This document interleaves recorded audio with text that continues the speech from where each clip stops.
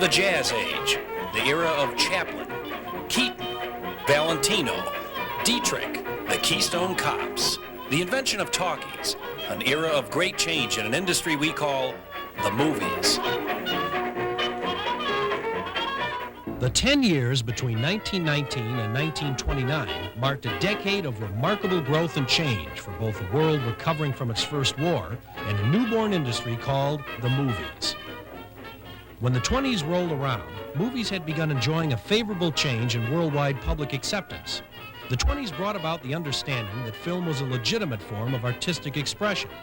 Movies meant big money and big business.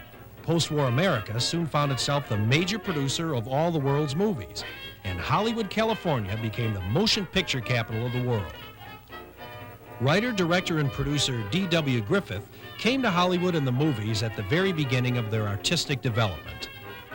In 1915, Griffith released The Birth of a Nation, one of the most popular and controversial silent films of all time.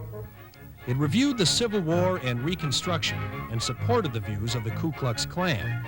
It represented blacks as villains and murderers, and it ultimately forced audiences to reflect upon their own views towards prejudice and racism.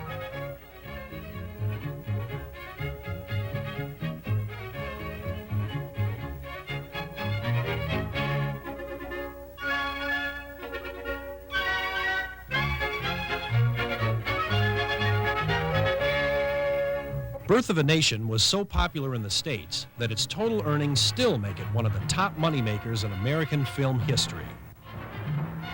Actually, that's not surprising when you consider the size and scope of the film. When it was first released, Birth of a Nation boasted more out-and-out action scenes than any film to date.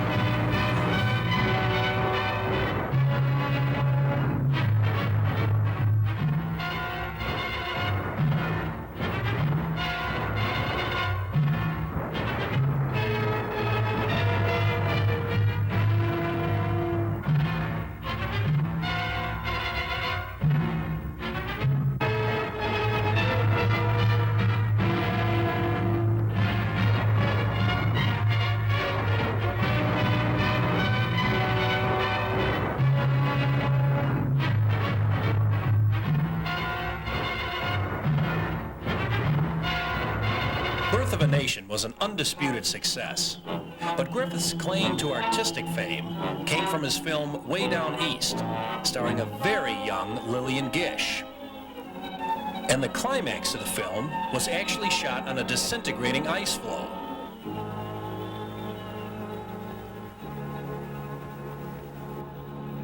Gish refused to use a stunt person. So did her co-star in this scene, Richard Barthelmess. And that got to be pretty risky business, especially when the ice chunks started breaking up and heading both of the performers toward a real-life waterfall. Upon viewing the scene many years later, Barthelmess is said to have commented, "You couldn't get me to do that again for all the money in the world."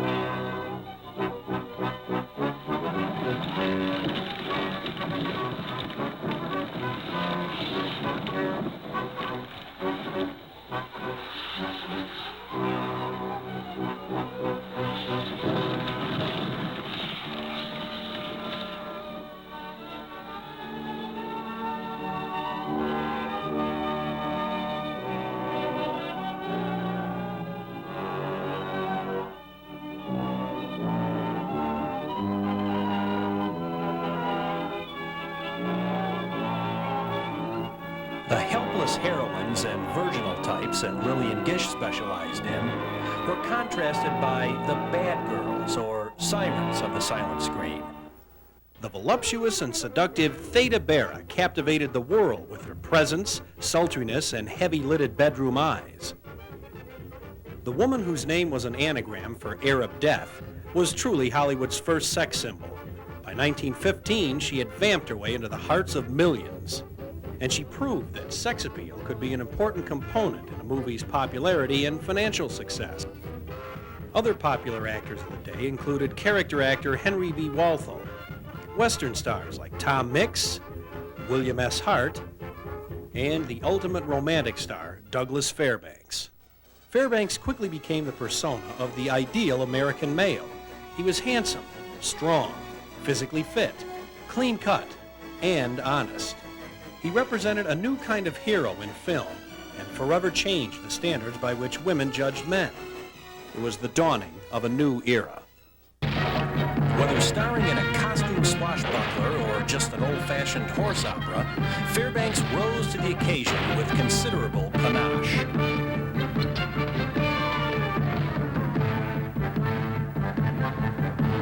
This early Western showcases Daring Doug's athletic prowess, much to the delight of male and female moviegoers.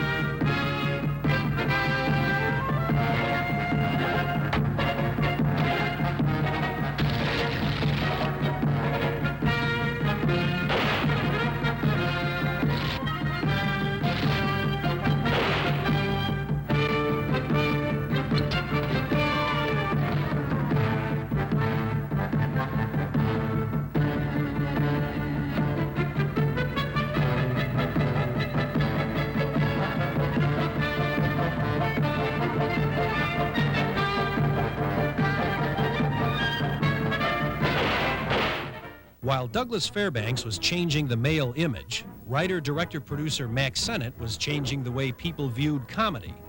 Sennett began in Hollywood in the early part of the century when he opened the Keystone Studio. Here, Sennett churned out hundreds of films demonstrating his uncanny eye for comedy. His movies were a unique kind of visual humor which had never been seen before. Vulgar, violent, lightning-fast slapstick. One of Sennett's most famous creations was the Keystone Cop, seen here. But the most popular of all the Sennett stooges was Charlie Chaplin. Now, you might not recognize him without the mustache, derby, and walking stick. And that's because he hadn't invented his character of the Little Tramp yet. Chaplin would labor in Sennett's studio as just another roughhouse comic until he eventually developed his own style, left Senate, and set up his own motion picture company.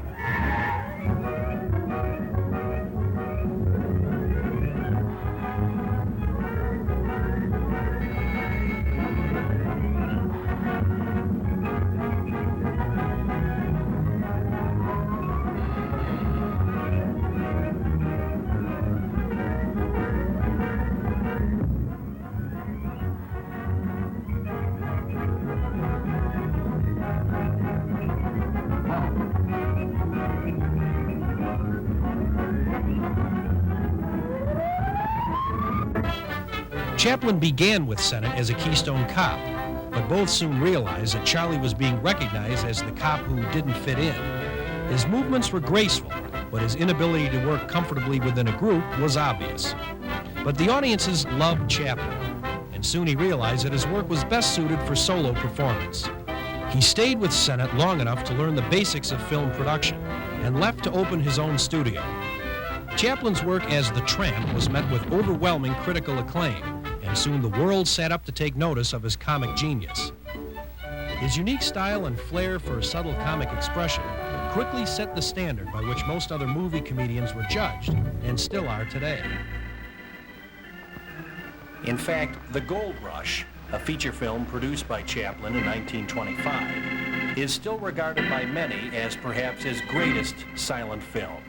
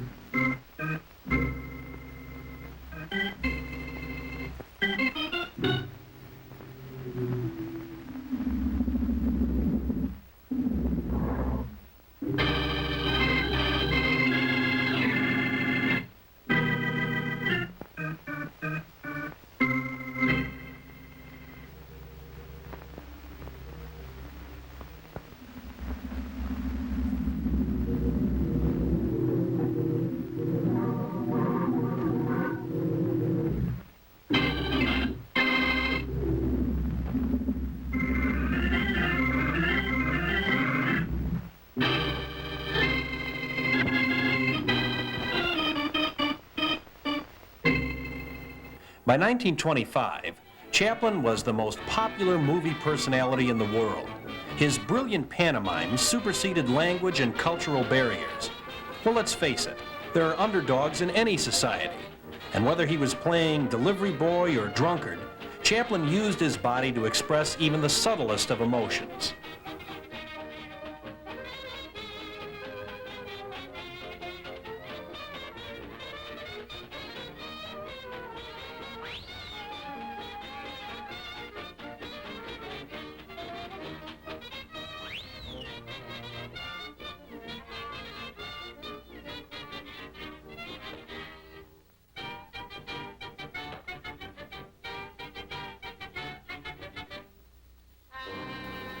As Chaplin's star ascended, producer Senate began looking around for someone who could be the new Charlie Chaplin.